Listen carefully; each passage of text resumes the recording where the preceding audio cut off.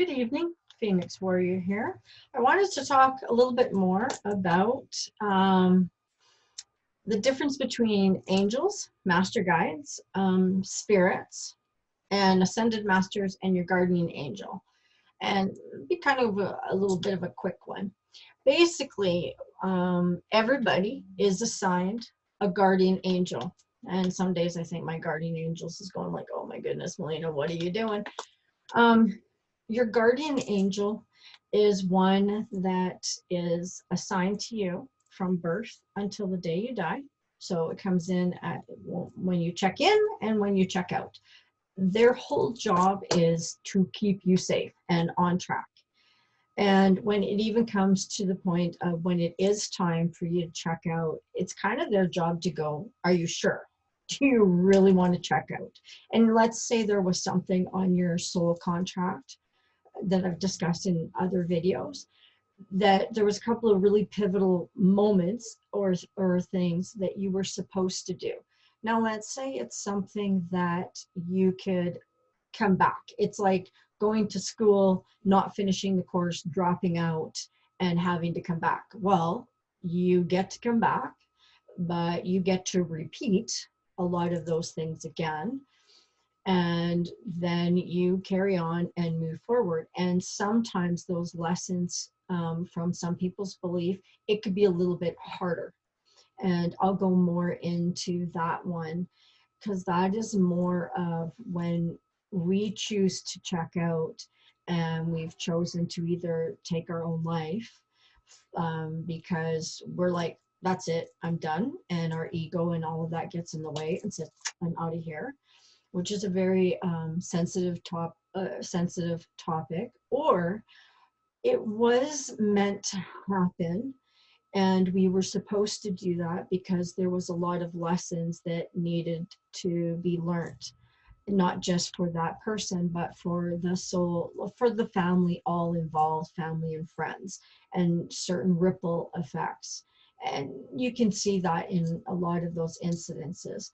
But in this one, your guardian angel is there to, in those moments when we do something, like for an example, when I was a young teenager and we were driving around or whatever, and we got into a horrific car accident, and we were just all really fortunate and lucky to survive.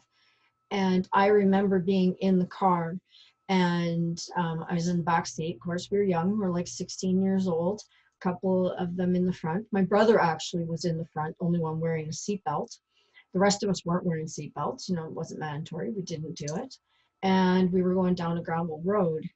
And the gentleman that was driving absolutely crazy in that. And I was in the back seat with my boyfriend at the time, and with two of our friends. And I just remember them freaking out, going, oh my goodness, if he goes any faster. And we're on a gravel road and we're starting to, you know, go back and forth and stuff like that, start to lose a bit control. And the one said, oh my God, I think we're dead. That was it. I fainted. I was out. And I woke up feeling like, as I was fainting, and I just remember all of a sudden just feeling like this kind of like a bubble or something around me, and just kind of tucked me in really tight. And then I was out.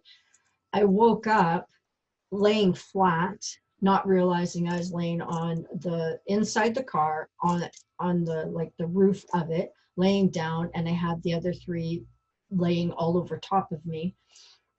And we all survived. No cuts, no bruises, no nothing. It was like all of our guardian angels were working overtime, and I'm pretty sure they probably needed a good stiff drink after that, because they're probably going, oh my goodness, I didn't think I signed up for this, right?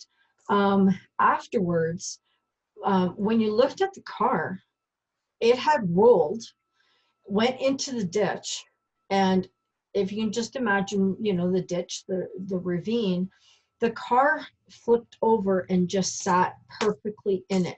If it had just moved a foot over one way or a foot over the other, it would have ripped off the top of the car. And we would have all been like, it would have been horrific. Most of us wouldn't have survived. And even with my brother being in a seatbelt hanging upside down in the car, and that it just fit perfectly. It was almost like they grabbed hold of the car, they guided it, they flipped it over, and they just sat it in the ditch. And that. So in those incidences, that's when our guardian angel has protected us, because we have something else we need to do in our life plan. So it's their job to protect us. Those incidents, like when you're sitting at a red light and the light turns green, instinctively, most people, they see the green, they go. All of a sudden, you just feel like, stop, or wait a second. And sure enough, if you look one way or to the other, there's somebody running that red light. That's your guardian angel. That's your guardian angel speaking to you. You know, when you're driving down a road and all of a sudden they say, like, you need to turn to the right, or you need to slow down, or you need to speed up. That's them guiding you and protecting you. And the more you pay attention to that, the better it is. Those moments where we sit back and we think we heard or we sense, we feel something, they're like, slow down or stop. And we don't. And then let's say we were in an accident. We're like, oh, I knew I was supposed to slow down. I knew I, was supposed to stop. It's those moments, and they were speaking to us and we didn't pay attention. So everybody has a guardian angel that is assigned to them, and that's their role. So that's just one that you have assigned to you. And with guardian angels, when you pay attention to them, you can start to notice them. And if you do a little bit of meditation, you do some meditation, set the intention of, I want to know my guardian angel. Our human experience, we like to name things, label things, things like that. My guardian angel, I also have called my guardian angel a phoenix. So I can sense and feel my guardian angel is always behind me and behind my back. And I think in my life, in my experiences, a lot of times I felt alone or on my own, and that no one really had my back. And all of a sudden, it's like, no, my guardian angel always is behind my back. At one time, maybe it could have been off to the side or whatever, but with each person, some people feel or have a sense that it's off to the one side or the other side, or just kind of around. Some people feel, it's right behind them or above them. You will know once you kind of tune into that, and you can meditate and you can ask your guardian angel to step forward or to speak clear to you or let you know. And all of a sudden you will know what they feel like, and you can know that they're there. I know mine's always behind me, and that not too close, because I can pick up on a lot of different energy and stuff like that. So if they get a little too close to me, then I can start to get a little bit of headaches or that kind of thing. But it's just right behind my back, and I can feel them and know them. So even when I'm driving, I know that they're behind me. I know that my guardian angel is there, and sometimes I label them as the phoenix. And if I need protection or whatever, I can just kind of feel that they span out with their wings, because our guardian angels have wings. They're one of the ones that have the wings. And so for me, it's like a phoenix, and it's one of their roles of protecting me. And I kind of slowed down a little bit later on in life, so they're getting a little bit of a break. Earlier, not so much. But that's just one of the experiences. With the guardian angel, they'll have a different energy, a different feel in between in between a different one of your spirits, of your soul family.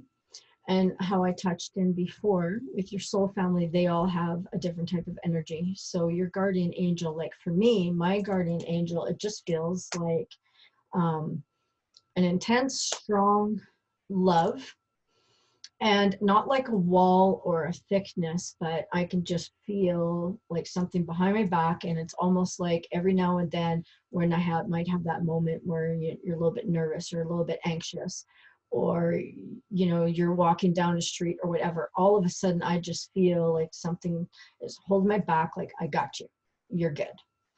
And you can't even really put it into words, but once I acknowledged that and sensed it and felt it and said, oh yeah, you got my back, then I was good to go.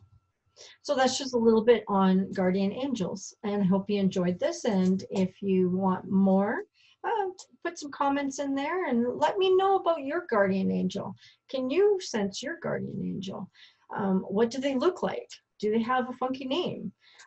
Some people like to name them certain things. I haven't really decided yet what I might name my guardian angel, or if my guardian angel wants to give me their own name.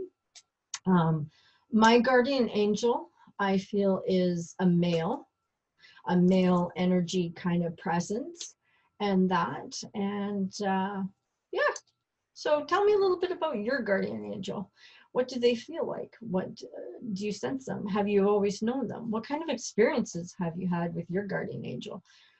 I made mine work way too hard from a small child up until, you know, probably in my 40s. So the last 10 years, I've given them a little bit of a break, just a little bit. But have a good evening, and we'll talk to you later.